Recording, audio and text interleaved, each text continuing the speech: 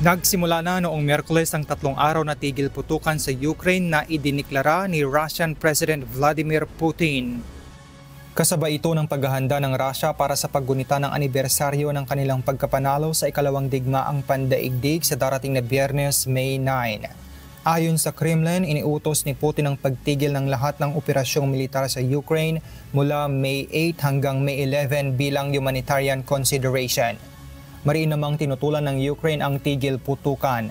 Ayon kay Ukrainian President Volodymyr Zelensky, ito ay isang teatrong palabas. Muli rin niyang iginiit ang suporta sa panukalang 30 araw na tigil putukan mula sa Estados Unidos na tinanggihan naman ng Moscow. Ang tigil putukan ay tumatapat sa Victory Day ng Russia kung saan isinasagawa ang military parade sa Moscow na dadaluhan ng mga kaalyado ni Putin, kabilang na si Chinese President Xi Jinping. Samantala, inatake ng mga drone mula sa Ukraine ang Moscow sa ikalawang sunod na gabi habang naghahanda ang Russia para sa nasabing anibersaryo.